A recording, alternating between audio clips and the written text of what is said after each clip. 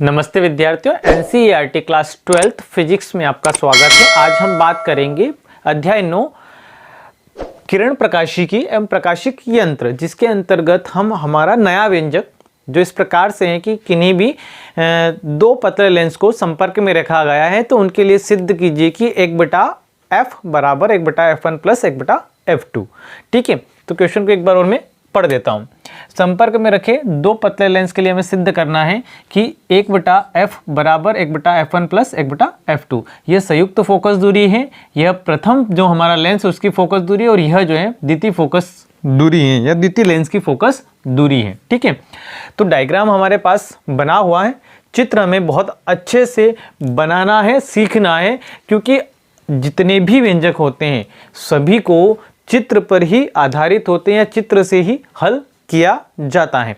तो यहाँ पे अगर हम बात करें तो L1 L2 दो हमारे पास क्या है, लेंस हैं। ठीक है, जिनका मुख्य अक्ष जो है, यह जो आप देख रहे हैं यह क्या है, मुख्य अक्ष पे बिंदु आकार की एक O वस्तु रखी गई है। यहाँ से एक प्रकाश किरण जो है L1 पर आपतित होती है, अपवर्तन के पश्चात L2 पर आपतित होते हुए अंतिम प्रतिबिंब जो बनता है उसका I1 पर बनता है। यानी वस्तु O का जो प्रतिबिंब है I1 पर बनता है। फिर यह जो I1 है यह L2 के लिए वस्तु का कार्य करेगी। किसका कार्य करेगी? वस्तु का कार्य करेगी, और अंतिम प्रतिबिंब कहाँ पे बन जाएगा? I1 पर बन जाएगा। ठीक है, तो यह आपके चित्र इस प्रकार से हैं। तो हमें चित्र अच्छे से बनाना है, और चित्र में क्या क्या चीज़ें हैं उनको भी हमें अच्छे से याद रख लेना है। ठीक है, कुछ और चीज़ों की अगर हम बात करें तो यहाँ पे देखिए आप, यह जो है आपकी वस्तु की दूरी है, O वस्तु है, इसकी दूरी कितनी है? U। इसके लिए अगर बात की जाए तो I1 क्या है? प्रतिबिंब है, और प्रतिबिंब की दूरी क्या है? V1। यह जो I1 है इस लेंस L2 के लिए वस्तु का कार्य करेगा, और यहाँ पे जो अंतिम प्रतिबिंब बनेगा I, इसकी दूरी कितनी हो जाएगी? V हो जाएगी।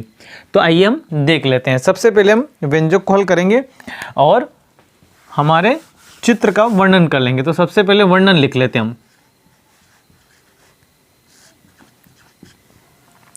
वर्णन में हम लिखेंगे माना L1 व L2 दो लेंस हैं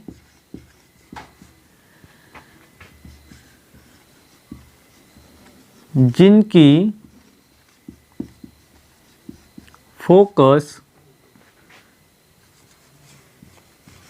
दूरियां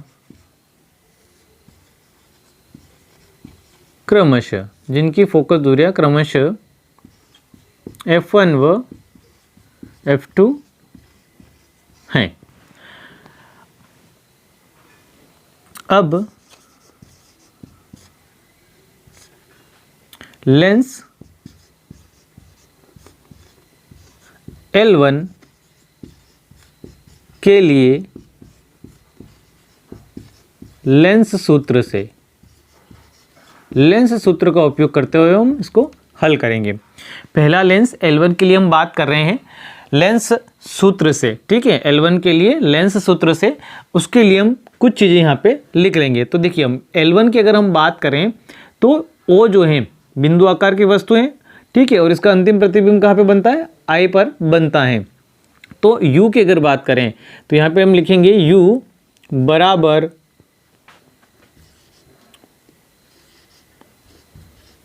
वस्तु O की दूरी। ठीक है, U क्या है? वस्तु O की दूरी हो जाएगी। फिर V1 बराबर प्रतिबिंब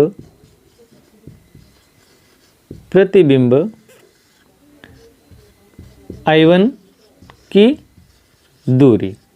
अब हमारा जो लेंस सूत्र है वह लिखेंगे, और ये मान लेंस सूत्र में रखेंगे। तो लेंस सूत्र क्या है हमारा?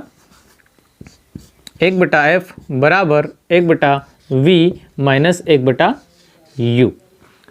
अब यहाँ पे हम बात करें तो हम प्रथम लेंस की बात करें या लेंस L1 की बात करें, तो लेंस L1 की फोकस दूरी कितनी है? F1 है।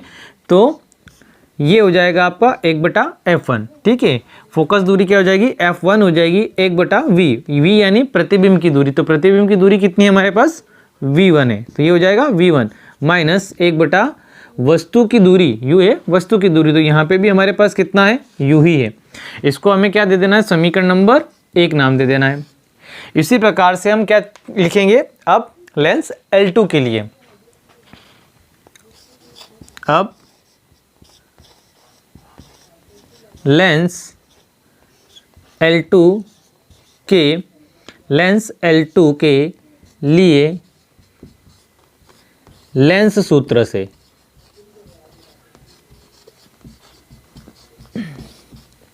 तो लेंस सूत्र का उपयोग करने से पहले L2 के लिए देखें हम, तो L2 के लिए यह जो I1 है यह क्या है, वस्तु है, ठीक है, और इसकी दूरी कितनी है, V1 है, और यहाँ पे प्रतिबिंब कौन है, I, और उसकी दूरी कितनी है, V है। तो यहाँ पे हम लिखेंगे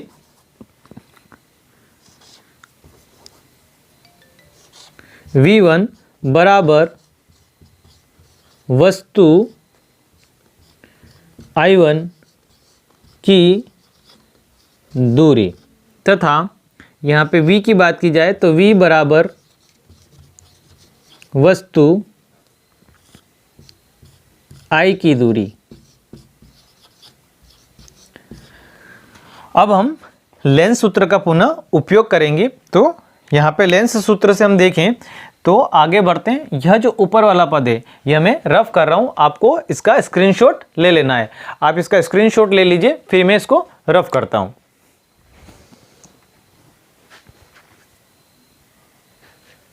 चलिए अब हम आगे बढ़ते हैं।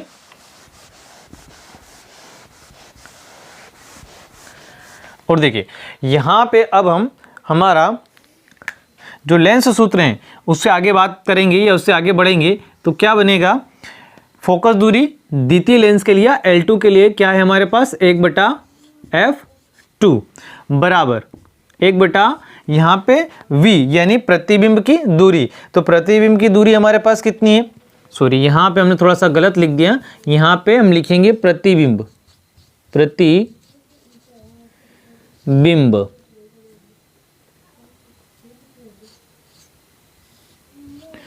यह जो है v यह प्रतिबिंब की दूरी है। तो प्रतिबिंब की दूरी हमारे पास कितनी है, v है, कितनी है, v है।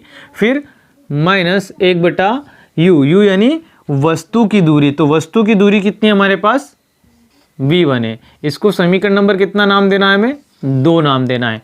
अब यहाँ से जब आगे बढ़ेंगे तो यहाँ पे लिखना है समीकरण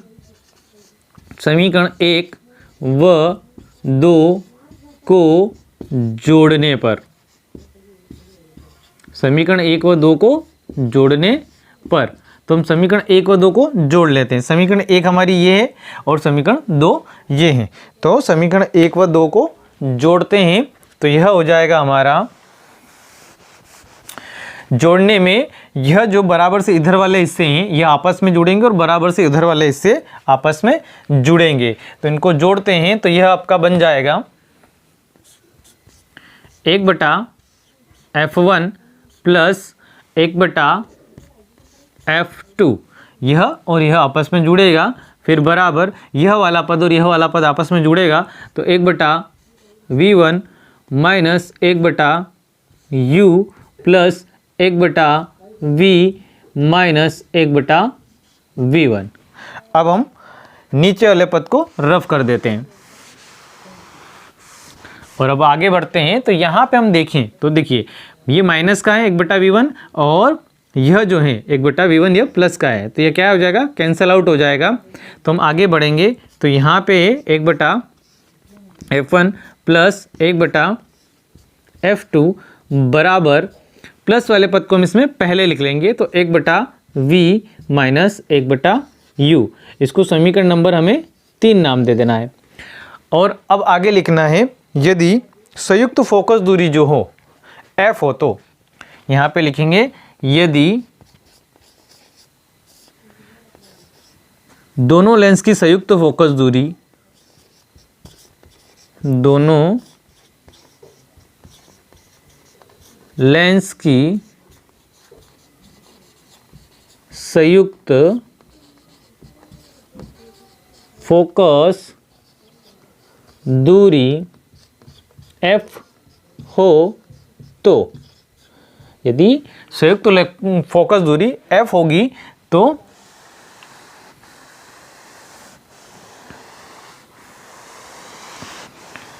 आपको दोनों लेंस की संयुक्त फोकस दूरी कितनी है, f हो, तो यह हो जाएगा हमारा 1/,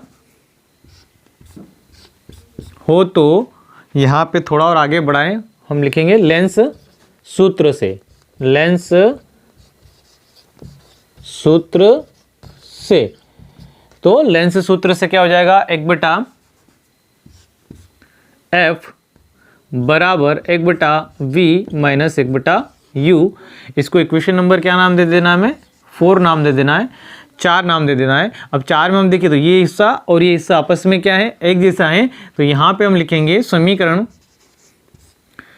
3 व 4 से, ठीक है। समीकरण 3 का ये वाला हिस्सा आप देखें और समीकरण 4 का ये वाला हिस्सा देखें, या फिर हम इसको इस तरह से भी कह सकते हैं कि समीकरण 3 से 1/v माइनस 1/u का मान समीकरण 4 में रखने पर, या समीकरण 4 से मान यहाँ पे रखने पर। तो समीकरण 3 व 4 से हम लिखें तो हम इस प्रकार से लिख सकते हैं इसको, 1/f बराबर 1/f1 प्लस 1/f2। और यही हमें क्या करना था, सिद्ध करना था, ठीक है। आई होप आपको क्वेश्चन समझ में आया होगा। हमें यहाँ पे कुछ चीज़ों का बहुत अच्छे से ध्यान रखना है, जिसमें चित्र भी हमारे लिए मोस्ट इम्पोर्टेंट होता है। तो यह आपका इस प्रकार से क्वेश्चन जो है वो कंप्लीट हो जाता है।